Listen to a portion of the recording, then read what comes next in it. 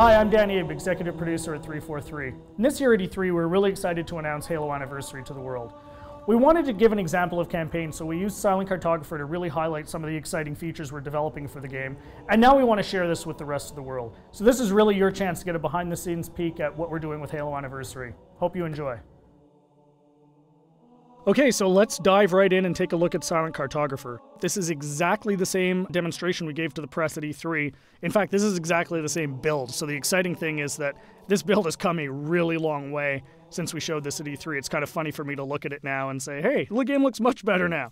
So the first thing you're going to see immediately on the fly-in is the graphical upgrade. I mean, the game looks fantastic. We spent a lot of time really lovingly bringing this into the current generation and, working very hard to make sure that this looks like a current generation title, something everyone can look at and just say, wow, this game looks fantastic.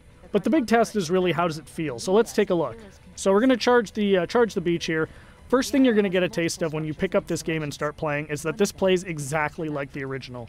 That was a core development principle for us, is this game needed to play exactly the way it did 10 years ago. I mean, this is the game that launched a generation of shooters, so we had to make sure that that feeling was identical to that experience that everybody remembered 10 years ago, because this is really a gift to the fans. This is a way to relive the experience of playing Halo 1 for the first time, so we really wanted to make sure it was identical. And the way we did that was actually a fun technical trick. We're actually running portions of two engines at the same time. So the underlying code, the code controlling how the game feels, how the AI reacts, all of that stuff, is a lot of it's the original Halo 1 code, and that was really the best way for us to ensure that the game played exactly the same as it did 10 years ago. But on top of that, we've layered a new graphics engine that allows us to, make the game look fantastic and look like a current generation title. So it's really a great mix of the two. So at the end of the day, your Halo fan gets a game that plays exactly like they remember, but looks like a current generation title. We get some other benefits from this as well. As I said earlier, and I say this all the time, the primary goal for this game is to make sure Halo fans can relive the experience of what it was like to play 10 years ago. And one of the big tools we have in our box to do that is Classic Mode. So what's Classic Mode? At the touch of a button, you can swap back and see how the game looked 10 years ago. So here it is. This is, Halo 1 10 years ago. And it's really a magical feature for Halo fans, because this just lets you go back in time and see exactly how this game looked 10 years ago. But the fun part is you can come back at any time. So Classic Mode gives you the ability to go back and forth whenever you want at the campaign. So one of the things that's fun to do is get out to a spot like this that, just looks beautiful. You've got the water, the sun reflecting over it, the Halo ring in the background, and say, hey, what did this look like 10 years ago? Touch a button, and there it is, right? I mean, it's really, really, really a lot of fun to go back and forth between the two modes. And this is something I personally get the most excited about. And I think, the fans are really going to love it too. This was definitely a big win at E3. As you can see, the other benefits you get from the new version is you've got the splash effects, the dust effects as you get back onto the beach. The game just looks great.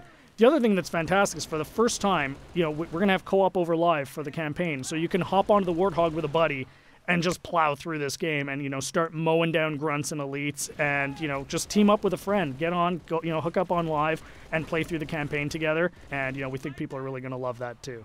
I often say, what would Halo 1 be without the Magnum?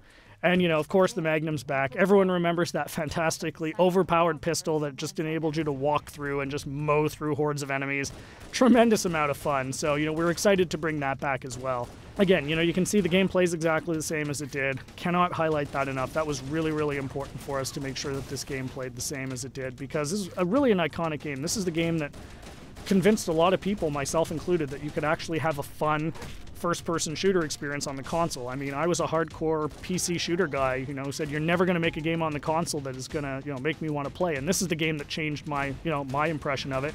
And it's the same for millions of Halo fans. And those fans, that's who this game is for. This game is really a labor of love for us here at 343, and we're really excited to be able to present it to you. So there's your sneak peek of Silent Cartographer. Really just the tip of the iceberg. We've got a lot more features we're going to announce as we get closer to launch. Come to Halo Fest at the end of August and see the whole game in action. See you then.